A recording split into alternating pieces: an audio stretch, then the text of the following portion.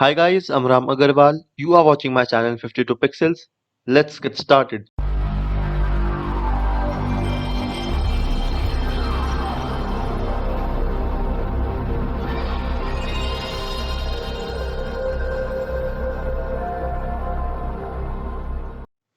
guys, in this tutorial we are going to see how to use channel mask using Photoshop. So in the previous tutorial, as I already promised you, that I'm going to show you some cool tricks using channels in Photoshop. So if you haven't seen my previous tutorial yesterday, I have mentioned that link in the right hand corner of your screen. Please watch the video and then you will be able to understand the concept even better in this tutorial. So, well, as I already mentioned in the previous tutorial, that channels and using channel mask is an old technique and nobody uses it in current editions of Photoshop. It's because Photoshop has improved the selection quality and they have provided us various options to do the perfect selections, such as quick mask, lasso tool, magnetic lasso tool, polygon lasso tool. We have select as a color range, select as a subject, select and mask, layer mask. We have all these techniques, and when we combine all these techniques and the knowledge we have in Photoshop, we can do the best selection. But channel selection and channel masking is an old technique and it still works in some cases. It's still good, and it has some certain properties that other selection techniques might or might not provide to us. And channel mask is basically, now it's like someone won't prefer channel mask, but in some cases channel mask is a good technique and it might help you quite a long way. So to get started, what we are going to do is use this image and this image and then combine these images using this masking technique. So let's go to channels first, and after going to channels, we have already seen that there are four channels, that is RGB, red, green and blue. And over here I have some shortcuts called as Control plus 2, Control plus 3, Control plus 4 and Control plus 5. And it's an easy way, because if I don't want to just work on with the visibility to check the color combination of the image, so for that I can just press Control 2 for RGB, 3 for red, 4 for green and 5 for blue. So as you can see, I have all these.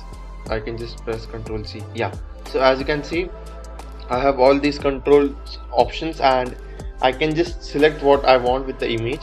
So basically what we want with the image is that it should have a good contrast between the background and the main object that we are going to select. So as you can see, white and black contrast is quite good in this image, and I guess we can work with this image. But before that, what I'm going to do is I'll tell you what we are going to do with this image. So as you can see, this is a picture of some crops or grass, as you can see, and we want to mask it out, and instead of this blue sky background, I want to add this cloudy blue sky background. So for that I can do select and mask, I can do color range and then select. There are plenty of ways, but no way is as perfect as this one. First thing, it's because as you can see, some regions of this photo are out of focus. So there are like some parts that are really sharp in this image and some parts that are just blurred and they are not just clearly visible in the image, and it's hard to select such parts because they are out of focus, and then we have to work on a lot with the select and mask technique or maybe some brushes. So to do that, we are going to use channel mask, and to get the perfect contrast between the background and the main subject, we are going to use this blue channel. So I'll just press Ctrl plus 5 and get the blue channel. So as you can see, it has the best background contrast. So what we are going to do is just fill this part, as this part contains some white parts and some parts that are not clearly in focus. So I'm going to go to the brush tool, use the color as black, the mode is normal, opacity would be 100, and I'll just select these regions. So I can just paint over the regions. Just a blunt painting would okay do, because it's like we don't have to paint over it or we don't have to select it, we just have to kind of darken it out so that the upper region can be worked out and it can just be selected properly. Once we have done selecting, we can just go to the move tool, and here we have this option it is called as load channel as selection. So if I tap on this option called as load channel as selection and I go back to my layers, as you can see the selection is with the background right now. We don't want the background to be selected, we want the foreground to be selected. So we are going to go to select and inverse our selection and then click on mask.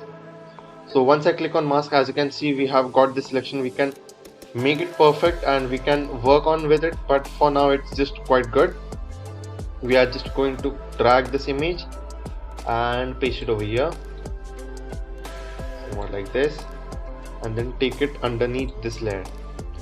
So as you can see the image already looks so good and it has all these details of the blur which wouldn't have got selected with the color range or just quick select tool. So as you can see we have got all this blur and it just looks realistic and it just looks proper. But again, if you want to do with if you want to work with the selection and if you want to better the selection, what we can do is just go to brush, selecting the black color, blending mode would be overlay, and opacity would be as low as 30%, and we can just tap over here. As you can see, as I'm just tapping over here, okay, I've made a mistake. We have to work with the selection, we have to work with the mask. So make sure you go to your mask. I'm sorry for that mistake once again. Go to the mask, then click on brush, make sure the color is black, mode is overlay, and opacity is between 30 to 40, and then you can just tap over here, just single small taps. So as you can see nothing much is happening, but the image is looking better, the selections are looking quite good, and the parts which might have got some faults, even they are getting rectified and it's just looking perfect. So now if you just see over here, the selection is proper, the objects are in focus, the objects that are out of focus, even they are selected properly, and the overall image just looks perfect and it's good to go. So well, that's it for today guys. Hope you liked the video. Make sure you subscribe to 52 Pixels and tap on the bell icon to get notified. Thank you.